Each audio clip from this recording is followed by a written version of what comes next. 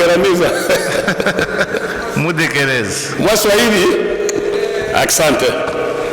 Je voudrais d'abord aussi féliciter la commission.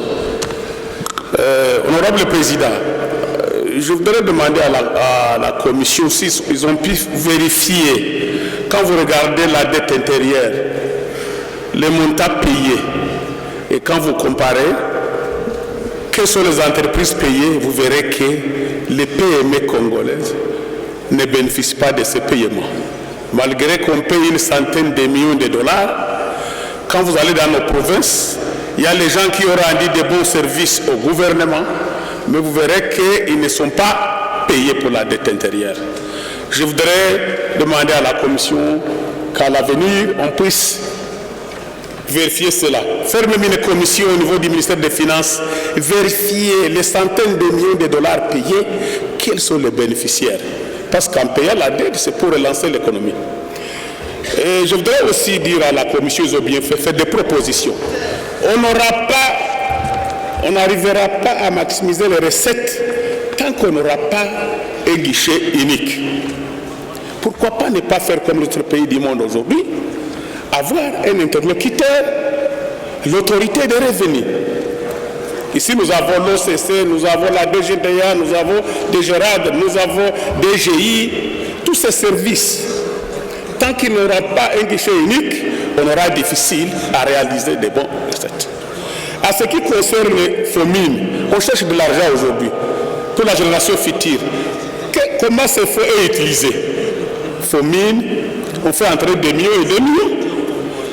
Pourtant, nous avons besoin d'avoir les routes, parce que quand on parle de la génération future, il faut qu'on commence à construire les routes aujourd'hui avec ces fonds miniers. On parle de l'entrepreneuriat, on parle de l'agriculture. C'est là où on doit avoir des moyens pour financer ces secteurs. Et en ce qui concerne les biens immatériels, nous dépensons beaucoup d'argent dans les biens immatériels. Comment voulez-vous que chaque année, on commande des meubles? Les meubles, on peut les utiliser pendant même 10 ans. Il y a, quand vous voyez, quand vous comparez, on parle de la table du président de l'Amérique, ça date de 1900, c'est ça 47. Mais ici, nous commandons le meuble chaque année, nous dépensons l'argent des meubles. Pourquoi pas aussi ces meubles soient commandés ici en RDC, qu'on a du bon bras et on ne dépensera plus de l'argent dans ces matériels, ces équipements des meubles. Donc là aussi, on peut trouver des moyens pour le gouvernement. Entre-temps, pour terminer, comme il a dit en Swahili, les interventions économiques. Chaque fois, le gouvernement dépense des fonds et des fonds pour l'intervention économique. Quand il regarde nos entreprises à l'intérieur, si tous les PME, vous allez au Nord Kivu, au Sud Kivu, où leur économie a été détruite, chaque fois, des années, on n'a jamais bénéficié des interventions économiques. Tunasema ya kwamba inafaa komisiyo iangalie ile maneno mzuri, zile franga zote za intervention économique, kila province ibeneficie. Wale wachuruzi wadogo, nyumba zao zinalunguzwa, gari zao wanazilunguza, pourtant wana rendre service mkubwa kwa serikali, babeneficie na wana ile franga.